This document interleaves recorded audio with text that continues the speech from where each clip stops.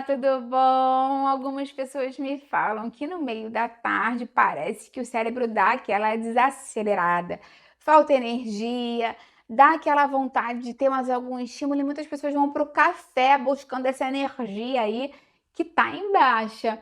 Muitas pessoas acham que tem a ver com baixa energia, com baixo café, mas normalmente não é falta de estímulo, é falta de equilíbrio. E tem um hábito que você pode passar a fazer que pode te ajudar muito nisso. Eu vou te falar aqui qual é esse hábito, como fazer de uma maneira segura e correta.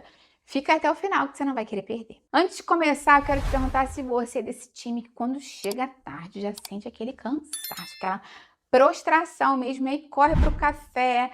Isso pode ser ruim para você, pode prejudicar sua noite de sono, pode aumentar a ansiedade, pode até mesmo desidratar. O café pode trazer muitos benefícios, mas uma quantidade moderada ao longo do nosso dia. Então escreve aqui para mim se você vem abusando do cafezinho aí ou não, eu vou adorar ver o seu comentário. Já vai deixando sua curtida no vídeo, isso é muito importante para mim, isso mostra para o YouTube que você apoia o canal, que você confia no meu conteúdo.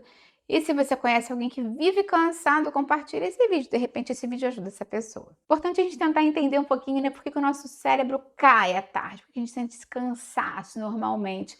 Essa queda de energia no meio da tarde não acontece por acaso, né? O nosso corpo segue um ritmo biológico que a gente chama de ciclo circadiano, né? Vem do latim de cerca de um dia.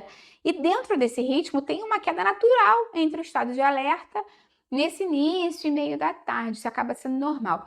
O problema é quando essa queda é muito abrupta e aí entram três fatores principais que podem prejudicar isso, que é a glicose, a hidratação e os eletrólitos. Muitas pessoas não sabem disso.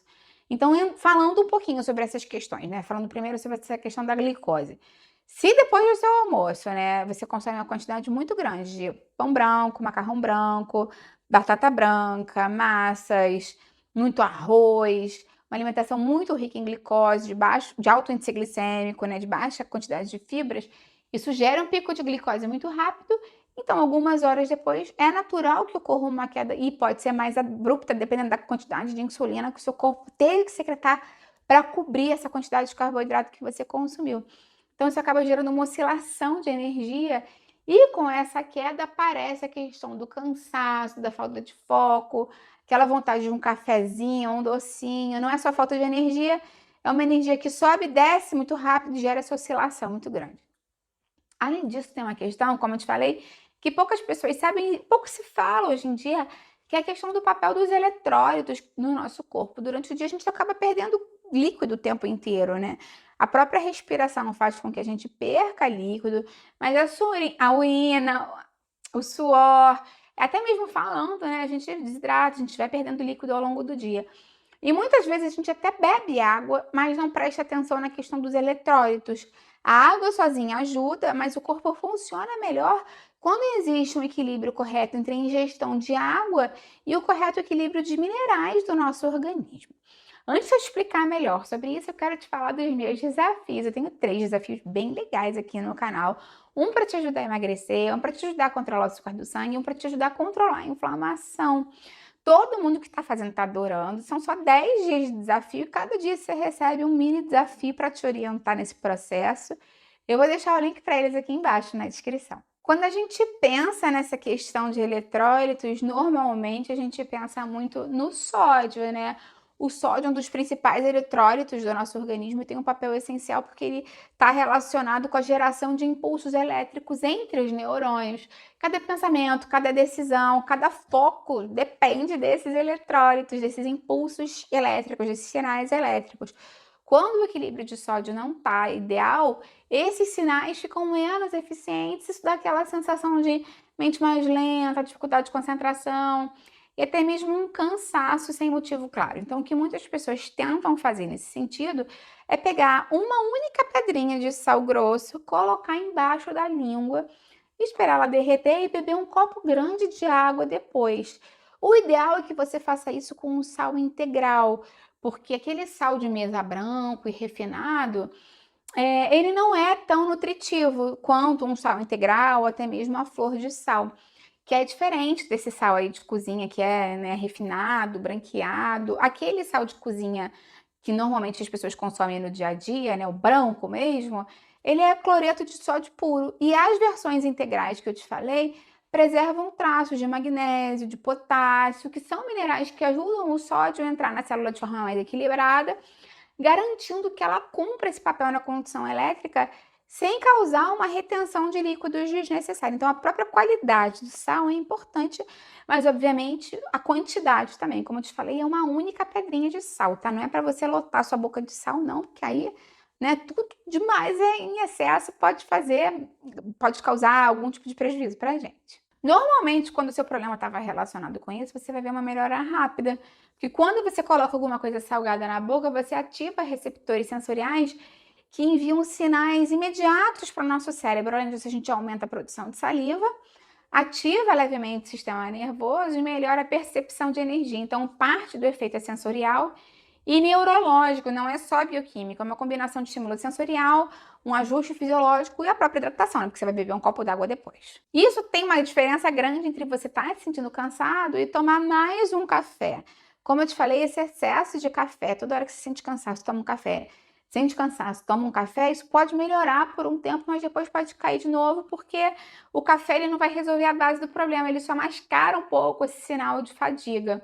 Então, se a pessoa chega às 3 da tarde, já tomou 2 cafés e ainda está cansada, quando começa a ajustar a hidratação, inclui pequenas quantidades de estratégias de eletrólitos, como eu te falei, a energia tende a ficar mais estável. Então, não vai ser um pico de energia como o café, mas também não vai te dar aquela queda brusca depois que você normalmente tem, né, de tomar o cafezinho.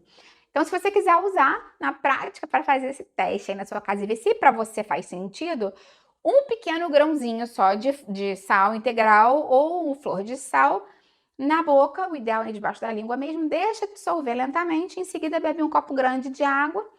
E o ideal é que você pare alguns segundos, dá tempo do seu corpo absorver isso e sair daquele modo automático. Tem algumas pessoas que vão se beneficiar mais com isso, principalmente quem sente queda de energia à tarde, quem tem dificuldade em manter o foco nesse horário. Quem bebe pouca água ao longo do dia, porque essa pedrinha de sal vai te dar sede, vai estimular você a beber mais água. Ou quem sua muito ou vive em clima muito quente.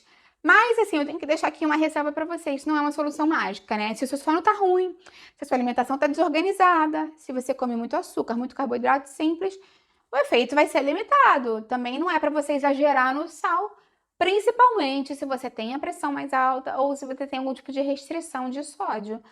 Então, aqui vai um aviso importante, né? Embora a quantidade de sódio de um único grãozinho de sal seja baixíssima, e para a maioria das pessoas não tem impacto nenhum na sua pressão arterial, se você é hipertenso, se você tem restrição médica severa ao sal, você não pode fazer isso sem autorização prévia do profissional de saúde que te acompanha aí na sua cidade pessoalmente.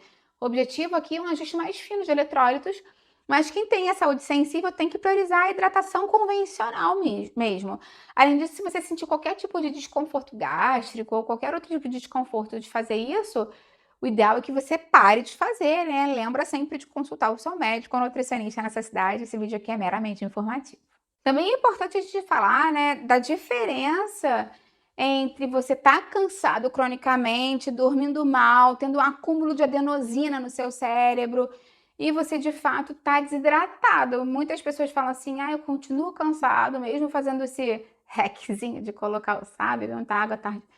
Talvez seja porque você está dormindo muito mal. Então, lembra que isso não vai substituir uma boa noite de sono. Se você tem dificuldade para dormir, tem uma playlist inteira aqui com muitas dicas para você dormir melhor, melhores e piores alimentos, dicas como mudar o seu quarto, o seu ambiente, para ter uma noite de sono mais proveitosa e mais relaxante mesmo.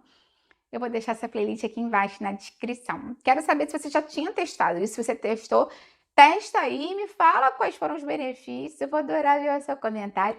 Lembra de deixar sua curtida no vídeo, isso me ajuda muito aqui no canal e de compartilhar com quem sabe que vai gostar, com quem precisa. Vamos juntos ampliar essa corrente do bem, que é isso que eu quero aqui com o canal. Até a próxima. Tchau, tchau.